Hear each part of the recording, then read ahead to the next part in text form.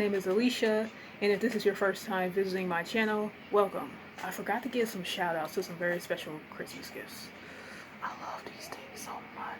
Oh my goodness. These only come out once a year. Oh my Lord have mercy.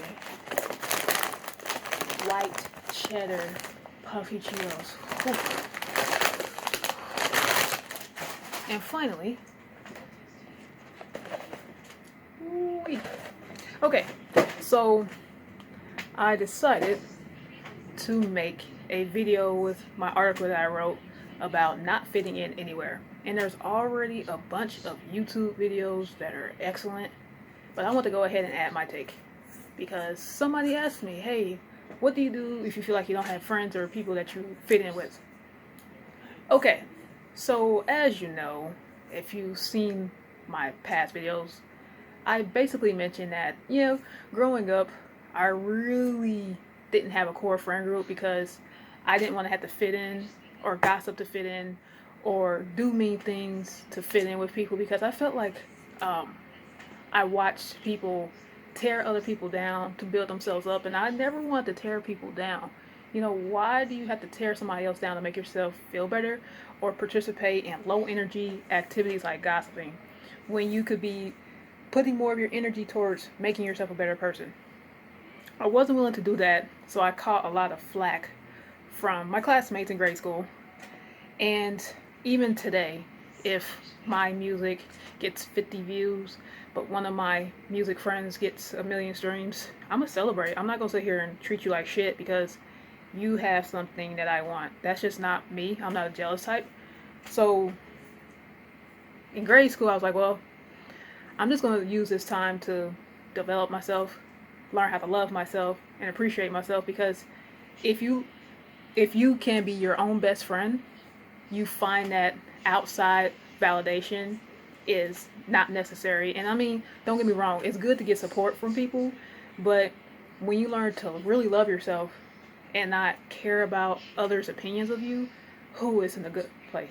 You're ahead of most people. And if you're watching this video thinking, shit, I still want friends and I want to be in that friend group, don't try so hard. Don't force it.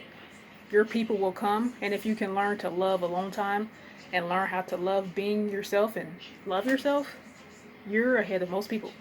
But anywho, I ultimately decided, you know what, these are not good people. Fuck them, they're whack. Grade school is just a period of time, it will be over. And then high school comes along, and yeah, while people knew me and I knew them, it wasn't like we were close. We were like super close, where I was going over their house and I was, and we were just all hanging out at each other's houses. I wasn't going over to their house, and they weren't coming over to my house. We knew each other in the hallways, but it wasn't really like a close, tight connection. And I have to admit, since we've gotten older, I've talked to more high school people now than we actually talked in high school, because we just really talk much in high school, and then later in life we're like, oh shit, we got a lot in common, so we keep in touch more now. But in college, I ran through a bunch of party groups, and I found that even now, from college to now, I had to be flexible, because people come and people go, people change, people have different priorities. And even in school, I always used to have multiple friend groups. I would have friends for different things.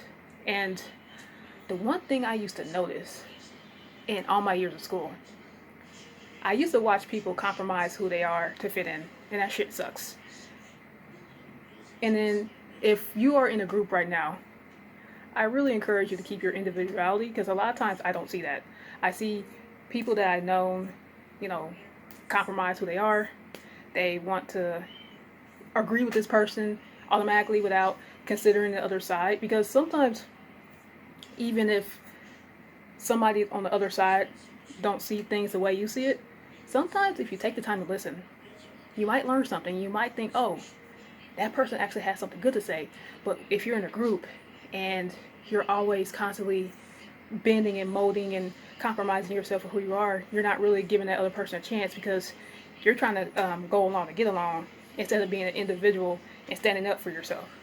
And I've seen that happen way too many times. every once in a while I come across a person that gets it. They're like, oh, well, I want to stand up for my beliefs, be my own person, and not care if I'm in a group or not.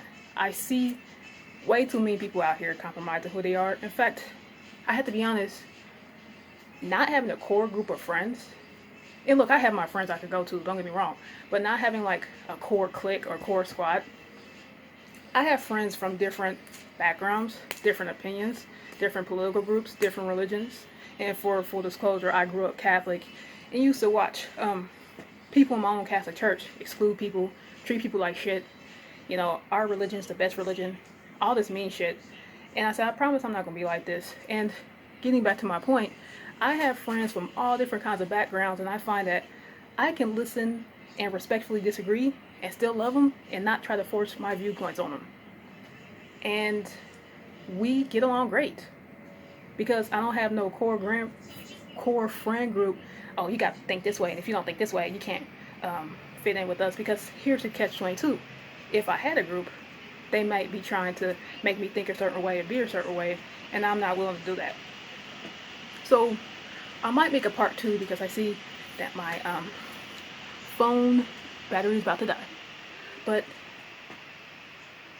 I think if you're watching this and you want friends, give it time.